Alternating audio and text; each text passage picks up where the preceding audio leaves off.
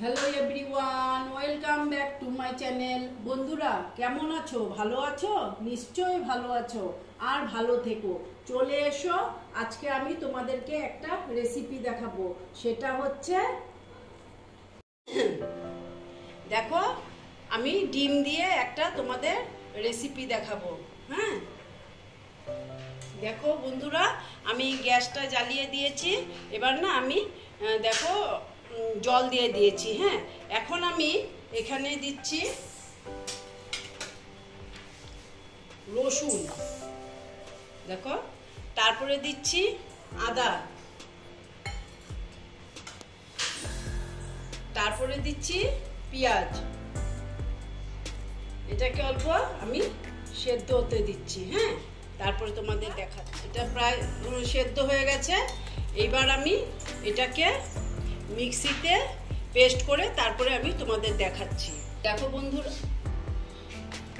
দেখো বন্ধুরা, ডিমগুলো আমি সব হাফ হাফ করে নিয়েছি। হ্যাঁ, তারপরে দেখো আমি কড়াতে তেল দিয়ে দিচ্ছি। আমি এটা সাদা তেল দিচ্ছি। হ্যাঁ, এটা সাদা তেলই রান্নাটা করতে হবে। যেহেতু আমার এই রেসিপিটার নাম হলো ডিম মৌরি। ও, কড়াটা গরম হয়ে গেছে। এবার আমি ডিমগুলো দিয়ে দিচ্ছি।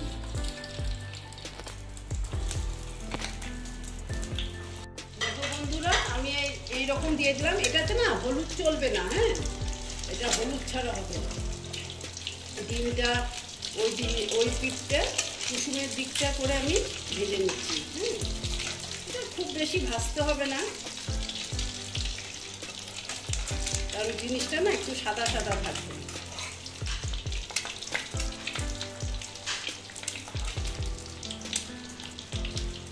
এবার আমি এগুলো তুলে নিব।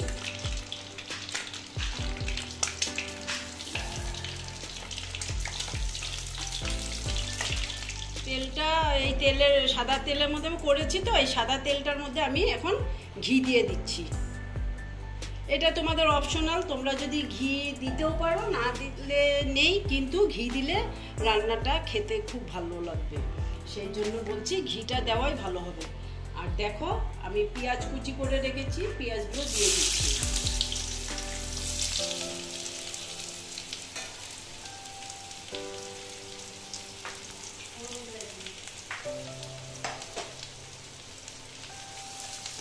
দেখো পেঁয়াজগুলো এখন আমি অল্প ভেজে নেব। দেখো বন্ধুরা, তারপরে আমি গরম মশলা দিয়ে দিচ্ছি। হ্যাঁ, গরম মশলাটা আমি পেঁয়াজ দেওয়ার পরেই দিয়েছি।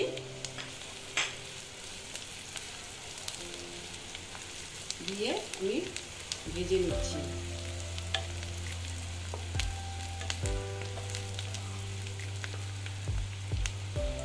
স্টিমটা অল্প কমিয়ে দিয়েছি।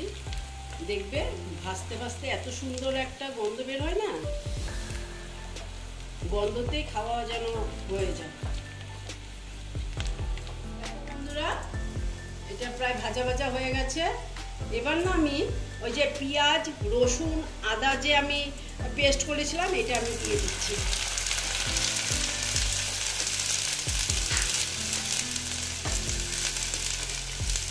বন্ধুরা, অল্প নুন দিয়ে দিচ্ছি।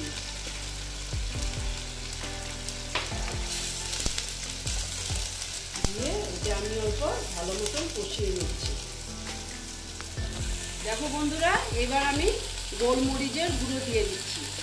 আমি না এখানে শুকনো লঙ্কাও দেবো না, আমি হলো গোলমরিচ দিয়ে রান্না করবো। এটা মানে কি জিনিসটা একটু সাদা সাদা হবে। আমি তোমাদেরকে বারবারই এই একই কথা বলছি। তোমরা হয়তো ভাবতে পারো এটা কি রান্না করছে, হলুদ দিল না, তারপর লঙ্কা দিল না, তোমার জিরে দিল না।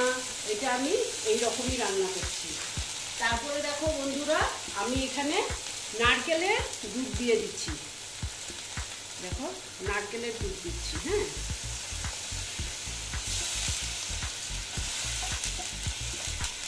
নারকেলের দুধটা দিয়ে অল্প আমি ফুটতে দিচ্ছি। তারপর আমি দেখো নারকেলের দুধের সঙ্গে আমি ওই যে মিক্সির কাপটা ধুয়ে জলটা যে আমি দিয়ে দিচ্ছি। দেখো, দিয়ে অল্প ফুটতে দিচ্ছি, তারপরে তোমাদের দেখাচ্ছি। বন্ধুরা এবার না আমি ডিমগুলো দিয়ে দিচ্ছি। এইভাবে করে ডিমগুলো দিতে হবে।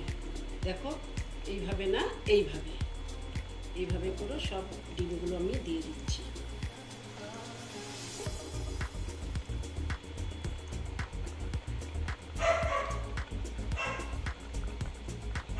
দেখো বন্ধুরা আমাদের ডগি কি চিৎকার করছে, তোমাদের হয়তো শুনতে অসুবিধা হবে, তোমরা একটু কষ্ট করে শুনে নিও।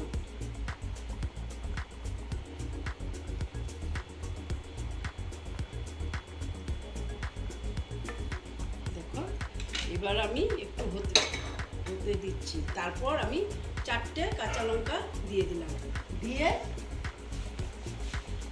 একটু টাইমের জন্য আমি এটা ঢেকে দিচ্ছি। দেখো বন্ধুরা চলে এলাম, অল্প দেখে নিচ্ছি, প্রায় এটা হয়ে গেছে। এবার না আমি নামানোর আগে আমি দেখো লেবুর রস দিয়ে দিচ্ছি।